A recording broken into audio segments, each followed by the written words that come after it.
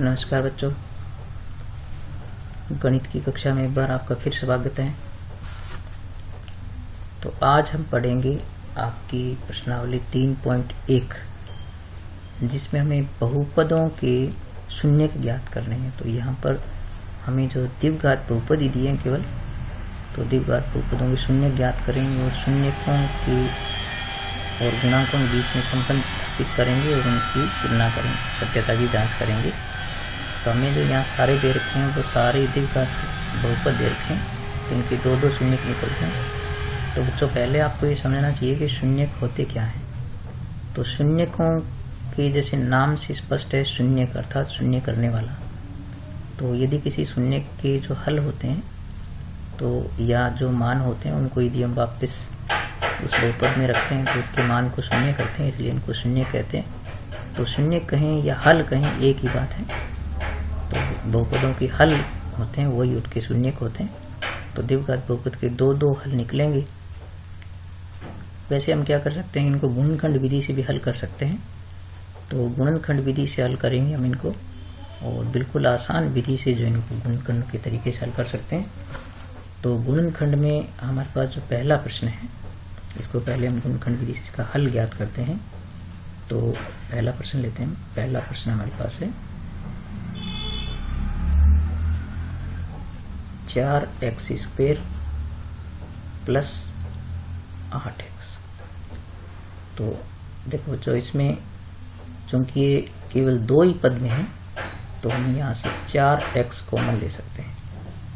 तो यहाँ बचेगा x, क्योंकि 4x² में से 4x कॉमन आएगा तो x बचेगा प्लस 4 दूनी 8 और x कॉमन चला गया। तो इस प्रकार से इसके दो गुणनखंड क्या हुए, 4x और x प्लस 2। अब हम क्या करेंगे, इनको शून्य के सामने रखेंगे शून्य ज्ञात करने के लिए। तो इसके शून्यक लेने के लिए आप यहाँ लिखें शून्यक।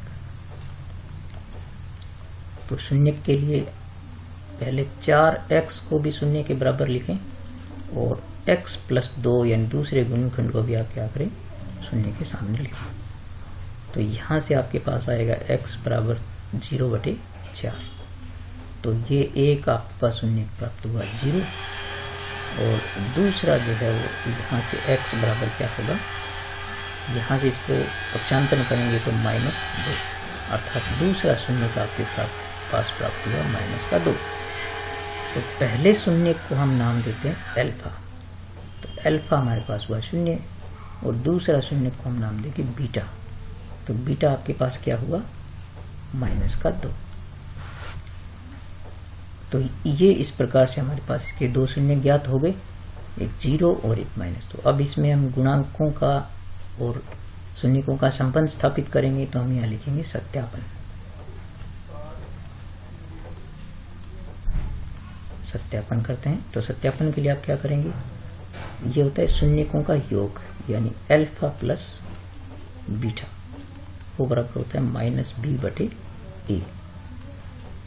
और शून्यकों का गुणनफल यानी अल्फा गुणा बीटा, यानी शून्यकों का गुणनफल बराबर होता है c/a।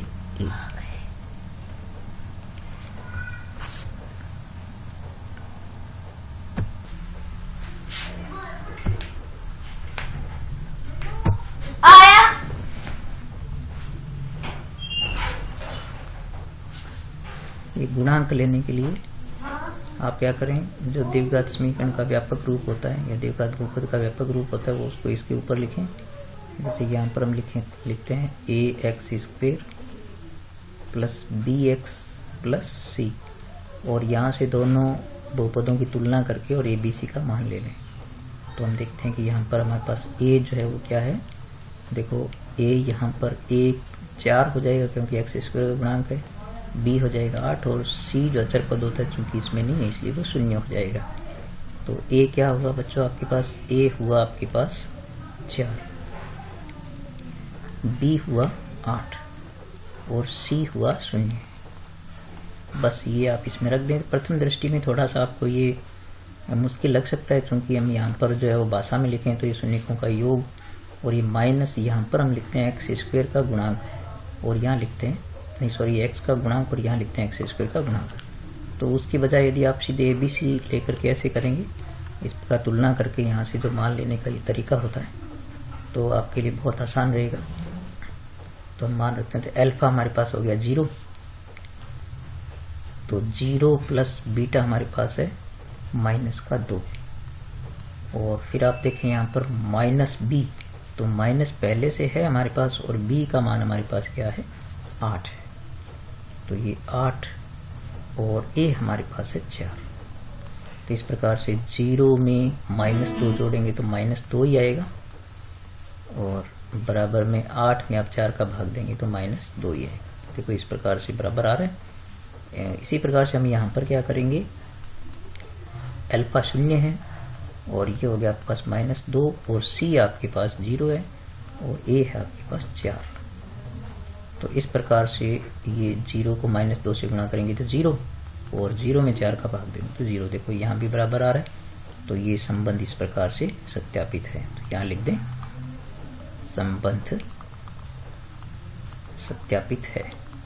तो इस प्रकार से आप गुणांकों में और शून्यकों में संबंध स्थापित कर सकते हैं। एक सवाल मैं और लेता हूं यहाँ पर। तो दूसरा सवाल लेते हैं। तो दूसरे प्रश्न के अंदर आपको दे रखा है 4x² - 4x + 1। तो इसके ऊपर इसका वो व्यापक रूप लिख दें ax² + bx और प्लस में c।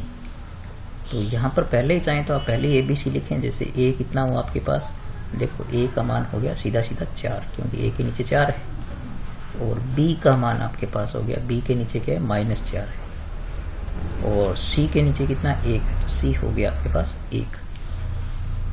अब आप पहले शून्य ज्ञात करने के लिए गुणनखंड करेंगे। इसके गुणनखंड हम करेंगे तो 4x² माइनस, देखो यहाँ पर आपके पास प्लस है, तो हम 4 जो मध्य संख्या है इसको ऐसे विभाजित करेंगे 2 भागों में कि जिनका योग जो है वो यहाँ पर 4 हो और गुणनफल भी बाह्य पदों के गुणनफल के बराबर हो। तो 4 को हम लिख सकते हैं 2 + 2, तो 2 + 2 4 होते हैं, 2 दूनी भी 4 होते हैं, तो प्लस में 1। अब यहाँ से आप ब्रैकेट खोलें तो 4x² - 2x, फिर यहाँ पर आगे माइनस, इसलिए चिन्ह बदल जाएगा, तो माइनस का 2x प्लस में 1। अब इनके 2 के समूह बना करके, जैसे इन 2 का समूह बनाए, आप इन 2 का समूह बना के कॉमन ले लें, तो आप यहाँ पर क्या कॉमन ले सकते हैं 2x, यहाँ बचेगा 2 दूनी 4 होते हैं तो 2x ही बचेगा और माइनस में 1, और यहाँ पर कुछ कॉमन नहीं आ रहा है तो हम -1 ले सकते हैं, क्योंकि माइनस भी है और 1 कॉमन ले सकते हैं। तो यहाँ 2x, यहाँ भी -1 होगा, क्योंकि अगर ब्रैकेट के बाहर माइनस है तो अंदर वाला चिन्ह बदल जाता है।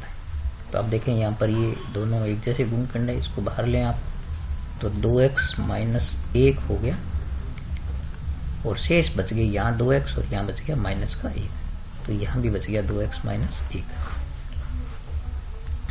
तो यहाँ पर आप देखें, अब शून्य लेने के लिए इन गुणनखंडों को आपको बताया था कि आप शून्य के बराबर ले लें। तो शून्य के बराबर लेंगे तो 2x - 1 बराबर 0, और यहाँ से ये भी 2x - 1 बराबर 0। तो देखो यहाँ से 2x बराबर इस 1 को ले जाएंगे प्लस हो जाएगा, और यहाँ से भी 2x बराबर हो गया प्लस का 1। तो यहाँ से x के बराबर आ गया आपके पास 1/2, और यहाँ से भी x के बराबर आ गया आपके पास 1/2। तो अल्फा हो गया आपके पास 1/2 और बीटा भी हो गया आपके पास 1/2।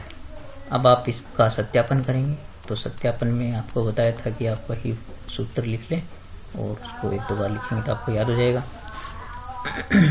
तो उसमें सत्यापन में पहले मैं इस तरफ यहाँ लेता हूँ। तो पहले होता है शून्यकों का योग वाला, यानी अल्फा प्लस बीटा बराबर होता है -b/e।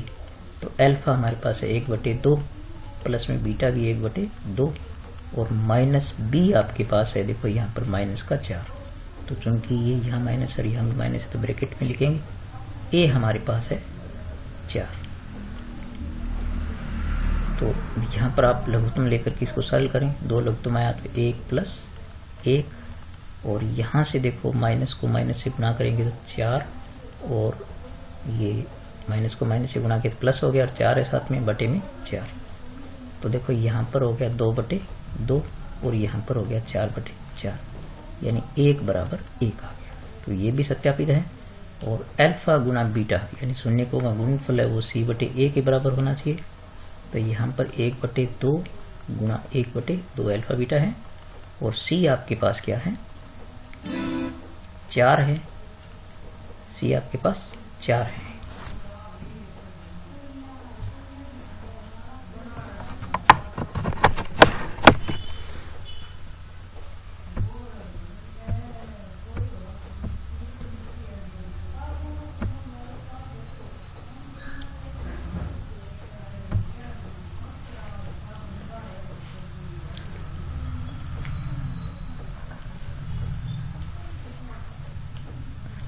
तो C आपके पास 4 है और A आपके पास क्या है, सॉरी C आपके पास है 1।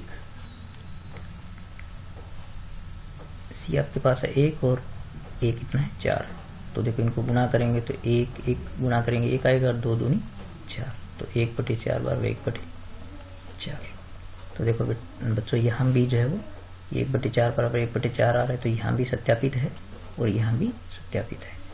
तो यहाँ नीचे लिख दें संबंध सत्यापित है, संबंध सत्यापित है।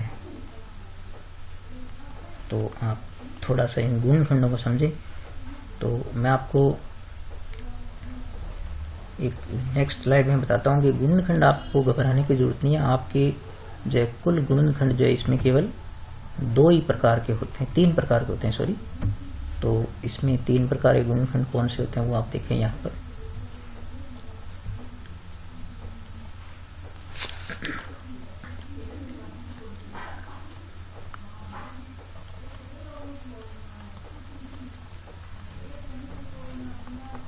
तीन प्रकार के गुणनखंड जो आपके सामने आ सकते हैं हल करने के लिए।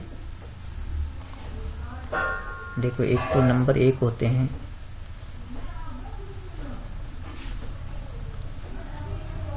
द्विपदीय। तो द्विपदीय इनको आप याद रखें, कॉमन लेने वाले, कॉमन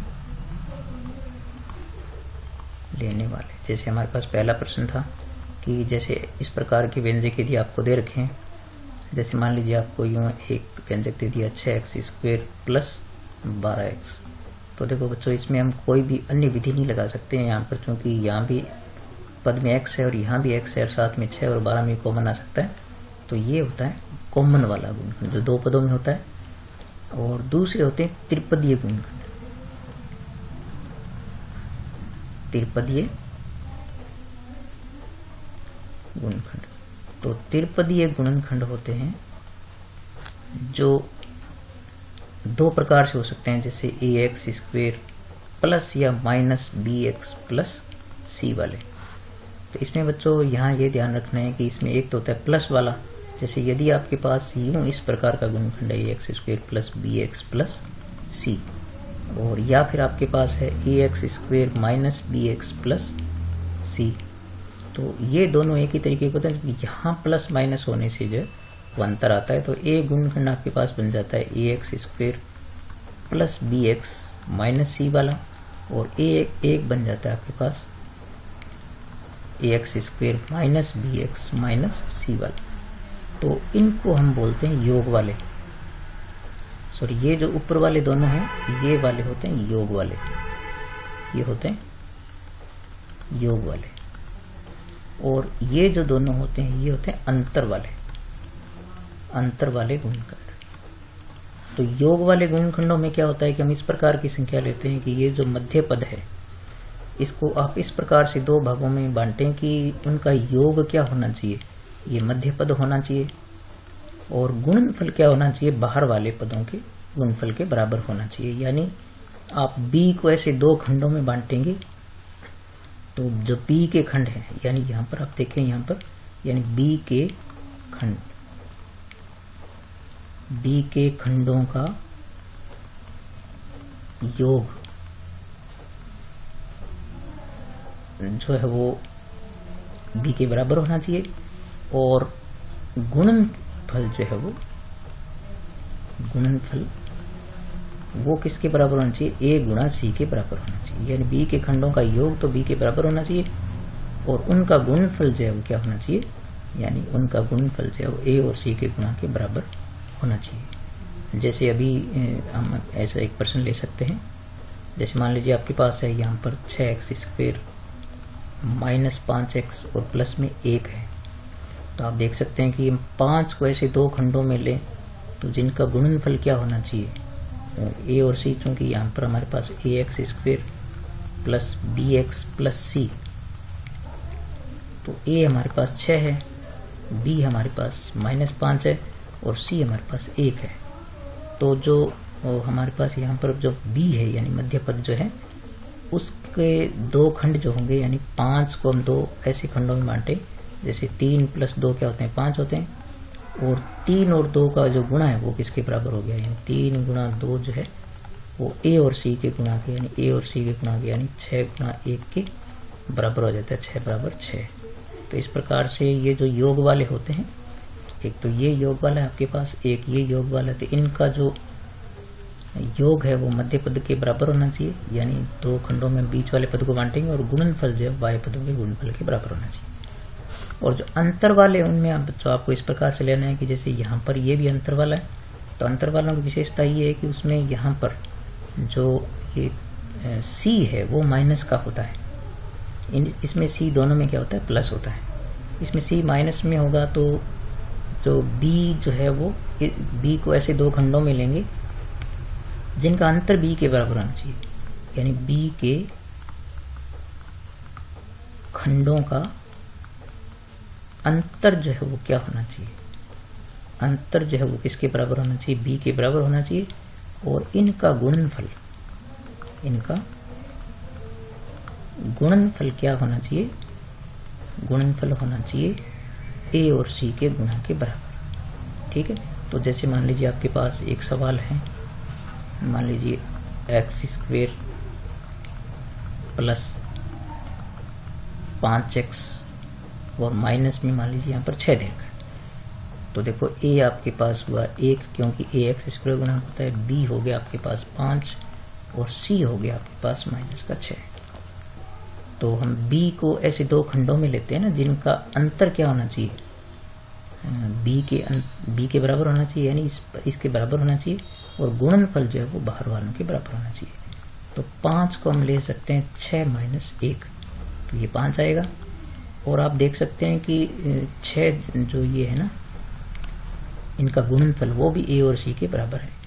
तो 6 और 1 का जो गुणनफल होगा वो a और c के बराबर हो जाएगा, यानी 1 और 6 के गुणनफल के बराबर आ जाएगा, यानी 6 बराबर 6।